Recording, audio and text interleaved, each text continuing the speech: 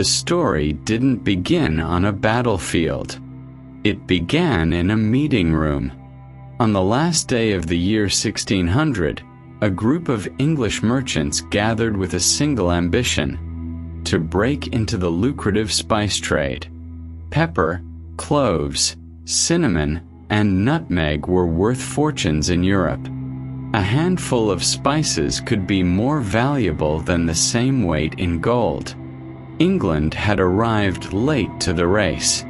Portuguese and Dutch merchants already dominated the sea routes to Asia, growing rich from goods that Europeans could scarcely produce themselves. The English needed another way in. So Queen Elizabeth I granted a royal charter to a new company.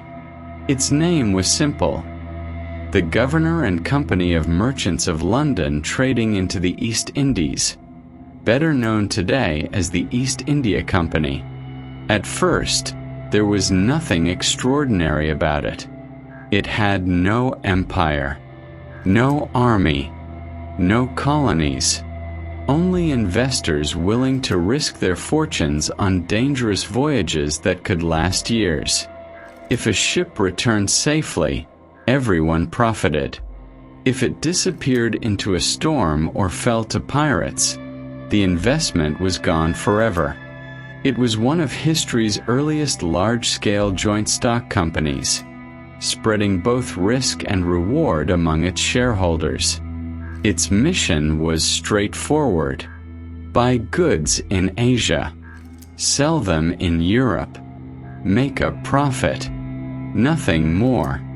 The company's first expeditions sailed across oceans few English captains knew well. Crews battled violent storms, disease, hunger, and hostile waters. Many never returned home. Those who survived brought back cargoes that transformed modest investments into enormous fortunes. Each successful voyage attracted more investors. More investors financed more ships. More ships reached more ports. And with every expedition, the company's confidence grew. What began as a commercial venture was quietly becoming something much larger. The merchants believed they were building a trading company. History would remember them as the founders of an empire. But the greatest transformation had not yet begun, because in the East, trade was never just about goods. It was about power. And the East India Company was about to discover that the fastest way to protect its profits was to control the people who produced them.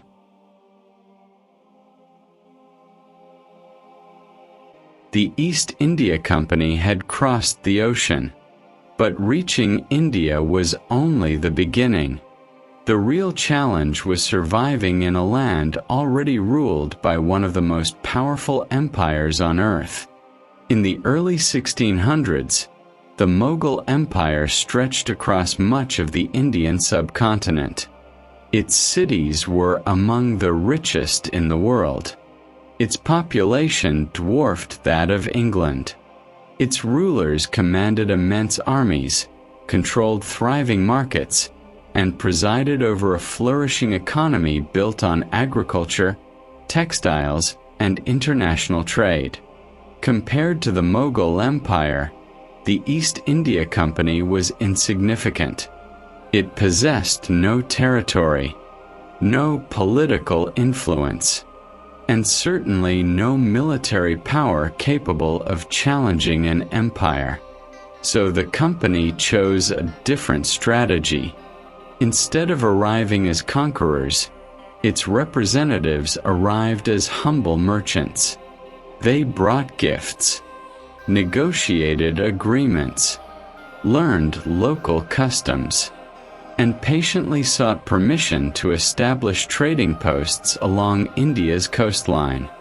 These settlements, known as factories, were not manufacturing centers as the word suggests today. They were fortified trading stations where goods could be stored, purchased, and prepared for shipment back to Europe. Every agreement signed opened another door. Every successful shipment increased the company's wealth. Cotton textiles, silk, indigo, saltpeter, tea. These were the commodities that fueled its growing fortune. The company's ships returned to England loaded with cargo worth many times the cost of the voyage. Profits soared. Investors celebrated. And London demanded more. More ships. More trade. More access to India's extraordinary wealth. Yet beneath this commercial success, another lesson was quietly taking shape. The company discovered that trade depended on politics. A governor could revoke trading privileges. A local ruler could close a port. A change in leadership could destroy years of profitable relationships overnight. The merchants had come to India believing that commerce alone would secure their future. Instead, they learned a timeless truth. If someone else controls the rules, they also control your profits. It was a realization that would change the company's future forever, because protecting trade would soon require more than negotiation. It would require soldiers. And once a company begins raising an army, it starts thinking less like a business and more like a state. For decades, the East India Company insisted it had only one purpose: trade. Its warehouses expanded. Its ships crossed the Indian Ocean in ever greater numbers. Its profits continued to rise. But wealth has a way of attracting rivals. European powers competed fiercely for control of Asian trade routes. The Portuguese, the Dutch, and later the French all sought influence across the Indian subcontinent. At the same time, the Mughal Empire, the authority that had maintained relative stability for generations, began to weaken after the death of Emperor Aurangzeb in 1707. As central authority faded, regional rulers grew increasingly independent. Old alliances fractured. New conflicts emerged. For the East India Company, instability created both danger and opportunity. At first, the company hired small groups of armed guards to protect its warehouses, ports, and valuable cargo. That seemed reasonable, but every attack justified hiring more soldiers. Every new threat demanded stronger defenses. Small security forces evolved into disciplined military units. Soon, the company wasn't merely protecting its trade. It was influencing local disputes, supporting one prince against another, financing allies, punishing enemies. Every military victory brought new privileges. Every political alliance opened new markets. The line between merchant and ruler grew thinner with each passing year.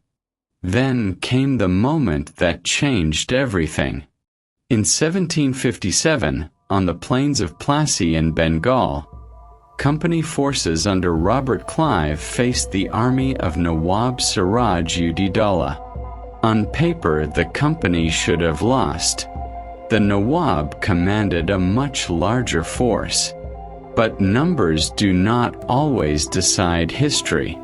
Careful planning, political intrigue, and the betrayal of key commanders inside the Nawab's own camp turned the battle into one of the most decisive victories in modern history. It lasted only a few hours. Yet its consequences would last for generations. After Plassey, the East India Company gained control over Bengal. the wealthiest province in India. Its fertile land produced enormous agricultural wealth. Its industries generated vast revenues. Its taxes filled the company's treasury. For the first time, the company was no longer becoming rich by trading alone. It was becoming rich by governing. A corporation had crossed an invisible line. It no longer depended on kings for protection. It had become a political power in its own right. The merchants who had once chased spices across the ocean now commanded armies, collected taxes, and decided the fate of millions. Trade had become conquest, and there was no turning back.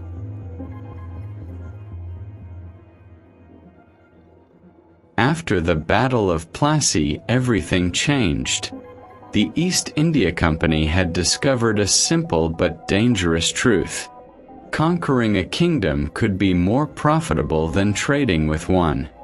In 1765, the Mughal emperor granted the company the right to collect taxes in Bengal, Bihar, and Orissa.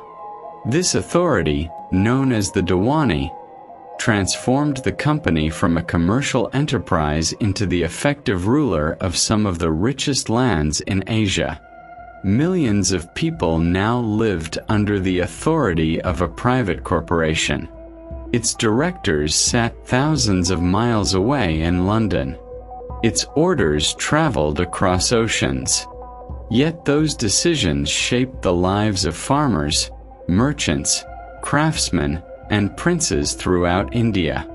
The company appointed officials, collected taxes, administered justice, negotiated treaties, built roads and forts, maintained one of the largest standing armies in the world. It possessed powers normally reserved for governments. Except, it wasn't a government. It was a business. Every decision faced the same question. Would it increase profits? Shareholders expected higher returns. Directors demanded greater revenues. Local administrators were rewarded for sending more wealth back to London. The company's priorities were clear. Revenue came first. Everything else came second. As taxes increased, many farmers struggled to survive. Traditional industries faced growing pressure. Local rulers found themselves increasingly dependent on company approval. The balance of power had shifted. India was no longer simply a place where the company traded. It had become the foundation of its wealth. The transformation stunned the world. Never before had a private corporation exercised such vast political and military authority over so many people. It controlled territory larger than many European kingdoms. Its army rivaled those of major nations. Its influence reached from village marketplaces to royal courts. The East India Company had achieved something history had never seen before. A corporation had become an empire. But empires built on profit carry a hidden weakness. When wealth becomes the only objective, human lives can become just another line on a balance sheet. And before long, the cost of that way of thinking would become impossible to ignore.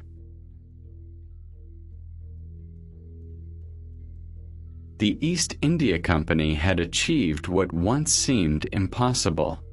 It ruled vast territories, commanded one of the largest private armies in history, and generated extraordinary wealth for its shareholders. From London, the company looked unstoppable. But beneath the growing profits, the foundations of its empire were beginning to crack. The relentless pursuit of revenue placed enormous pressure on the people who lived under company rule. Taxes remained high, even when harvests failed. Local officials were expected to meet financial targets, regardless of the human cost. For many families, there was little left after paying what the company demanded. Then disaster struck. In 1770, Bengal was devastated by a catastrophic famine.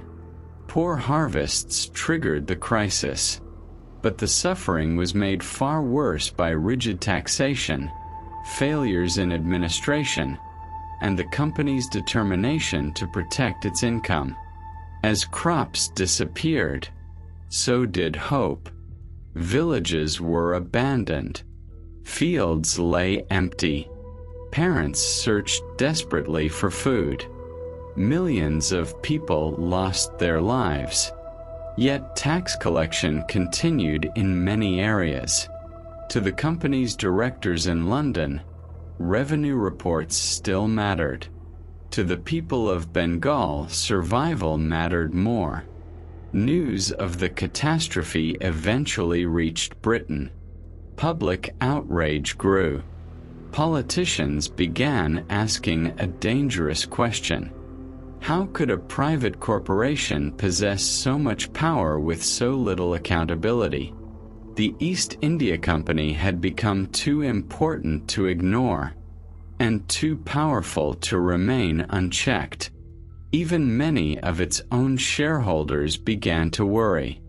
Corruption was spreading.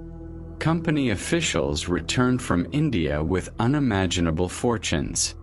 Critics accused them of enriching themselves while entire communities suffered. The company's reputation, once built on opportunity and ambition, was now stained by greed and mismanagement. For the first time, its greatest threat was no longer a rival empire. It was the growing realization that unchecked corporate power could become just as dangerous as unchecked political power. The corporation that had conquered kingdoms was now facing a battle it could not win with soldiers. It was losing the trust of the very nation that had created it. And once that trust was gone, its empire would never be the same.